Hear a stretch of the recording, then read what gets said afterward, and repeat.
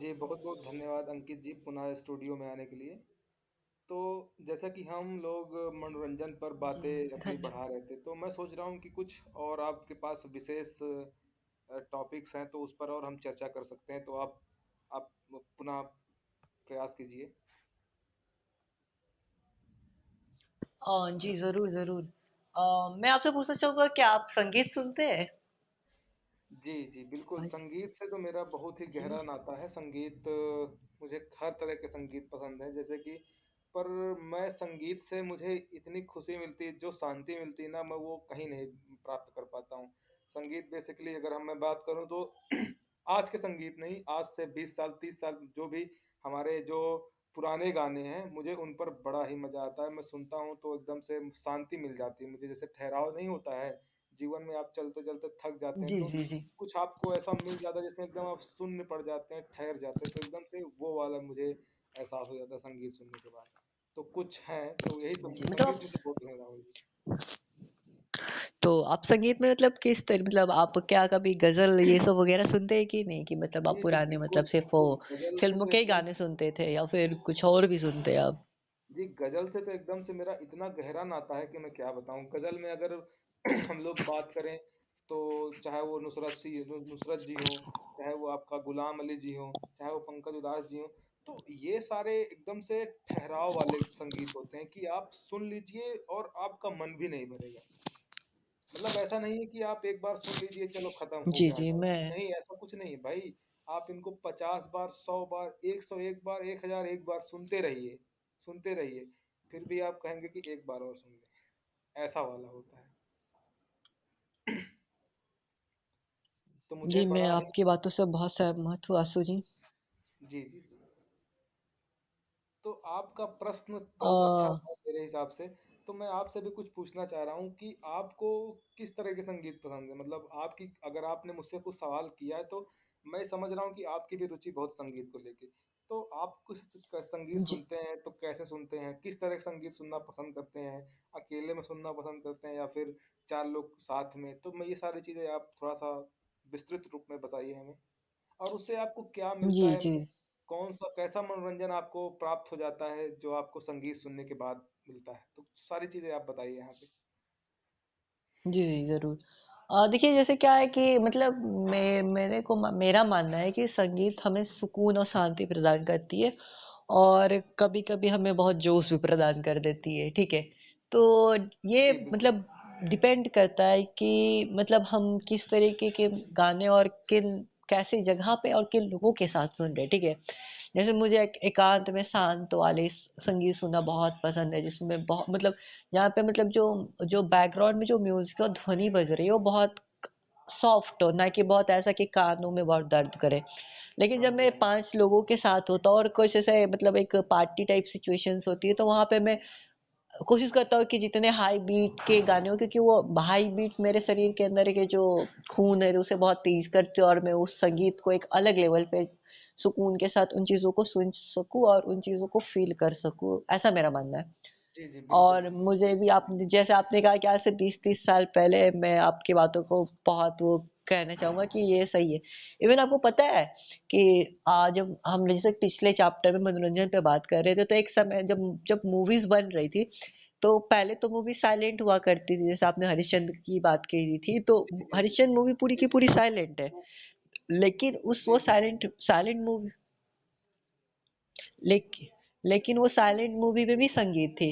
मतलब पहले के जो थिएटर्स थे, मतलब उसमें क्या किया जाता था कि जब मूवीज चलती थी तो बैकग्राउंड में से मतलब मूवीज मतलब हॉल के अंदर साइड में ड्रम्स के और बहुत सारी चीजों का बैकग्राउंड मतलब म्यूजिक प्रोड्यूस किया जाता था कि वो उस चीजों के साथ सेंस कर सके और उस मूवीज को लोग अच्छे से लुत्फ ले सके। तो म्यूजिक का एक बहुत बड़ा योगदान रहा है मनोरंजन में, और जी, बिना जी। संगीत के मतलब आप अपनी जीवन की कल्पना नहीं कर जी, सकते, ऐसा मुझे जी, लगता बिल्कुल। है। संगीत हो गया, कला हो गया, रंगमंच हो गया, ये सब मनोरंजन के बहुत बड़े एक आधार स्तंभ है। साहित्य हो गया, ये सारे मनोरंजन के आधारभूत है।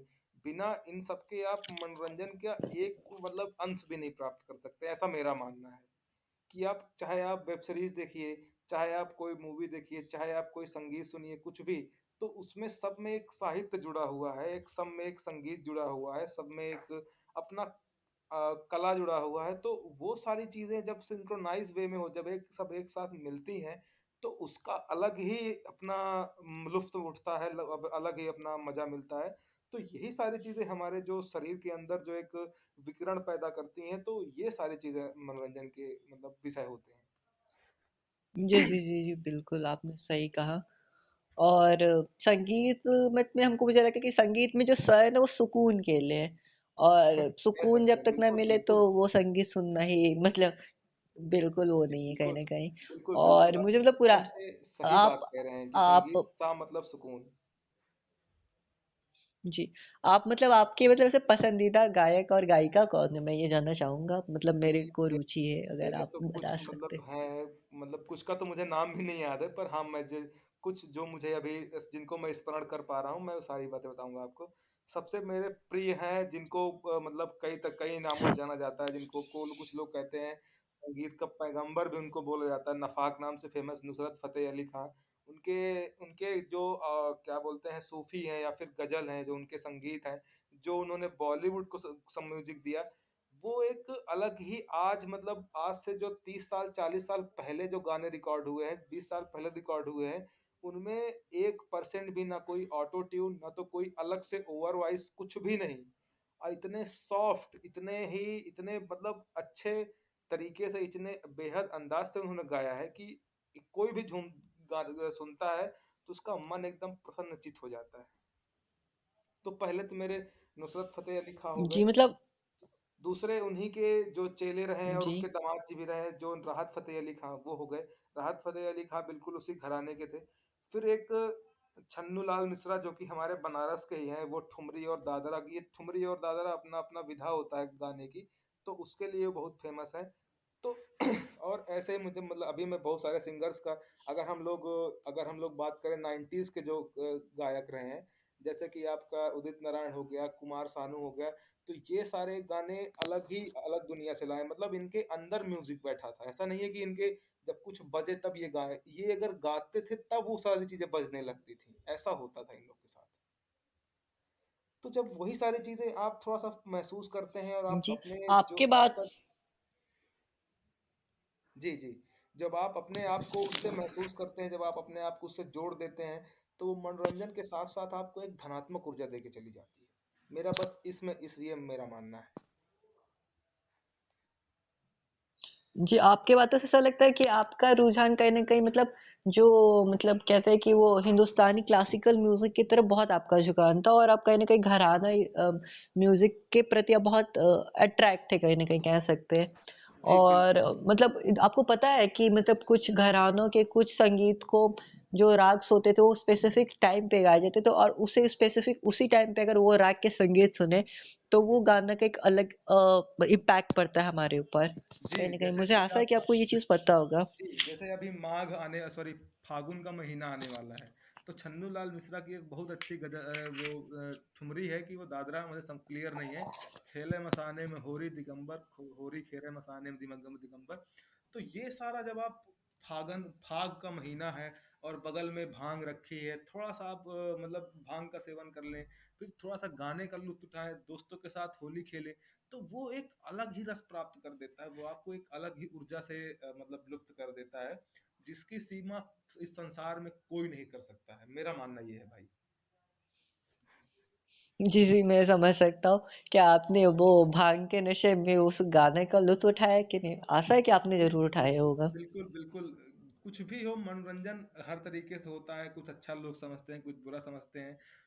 तो वही मैं आपसे शुरू में एक एक चर्चा किया था कि मनोरंजन जो होता है वैकल्पिक होता है। किसी को क्रिकेट से मजा आता है, तो किसी को टेनिस में मजा आता है, तो किसी को मूवी देखने में मजा आता है, तो किसी को दौड़ने में मजा आता है। तो ये वैकल्पिक है। हमें थोड़ा बहुत भांग खाने में मजा आता था, तो हम भांग खा के होली खेलते, तो किसी को होली देखने में मजा आता है, वो चीज देखने में मजा आता है। हम लोग मसान में जाके होली खेल लेते हैं, तो हमें उसमें मजा आता है। कुछ लोग मसान के बाहर खड़े होकर बस वीडियो बनाते, तो उनको उसमें मजा आता है। तो सबका अपना अपना लुत्फ है, अपना अपना विचार है, अपना अपना व्यक्तित्व है। किसी को किसी कहाँ से मजा वो लोग उठा पाते हैं, कहाँ से मजा लुत्फ उठा पाते हैं। तो इस पर मैं कोई टिप्पणी संक्षेप में कुछ नहीं करना चाहूंगा।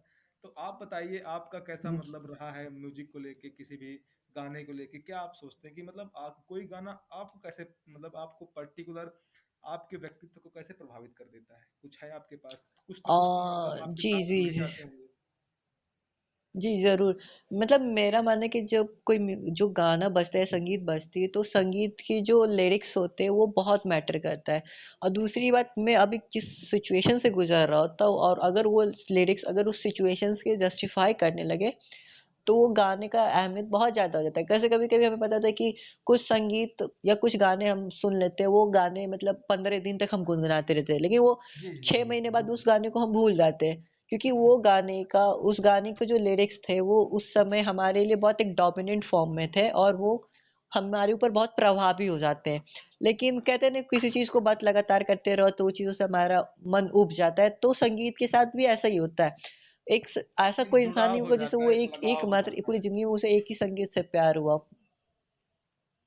हाँ, कुछ हुँ, होता है कि कुछ एक संगीत का जुड़ाव हो कुछ जाता है। स्पेसिफिक जगहों के साथ, एक स्पेसिफिक लोगों के साथ एक जुड़ाव होता है कि आप जब भी वो आज संगीत दे सुनते तो उस इंसान की या फिर उस जगह को आप एसोसिएट कर लेते कि हाँ यार, मैंने ये कुछ लोगों के साथ वो, वैसे आपने कुछ देर पहले वो जस्ट एग्जांपल दिया था कि अभी माघ महीने में आने वाले, और आप वो गाना सुनते ही आपको मतलब वो भांग के होली और इन चीजों के साथ को रिलेट कर लेते, तो ऐसे ही होता है संगीत का एक स्पेसिफिक वो होता है और आप उस ड्यूरेशन में उन चीजों के साथ आप को रिलेट कर पाते कहीं ना कहीं। जी, बिल्कुल, बिल्कुल। आप एकदम से सही बात कर रहे हैं कि भाई देखिए, कला का मतलब यही है, साहित्य का मतलब यही है, म्यूज़िक का मतलब यही है कि आप जब तक वो खुद से आपको जोड़ नहीं दे, जब तक आपको खुद से वो मतलब कि कह ना दे कि आप नहीं, मतलब कोई गाने वाला दूसरा नहीं, आप ही हैं वो, तब तक उसका मज़ा ही नहीं, तब तक आप मनोरंजन ले ही नहीं सकते। जब तक आप किसी के, चाहे आप अगर आप क्रिकेट देख रहे हो तो तभी आपको मज़ा आता है, जब आप सोचते हैं कि जो बैटिंग कर रहा है वो हम ही कर रहे हैं,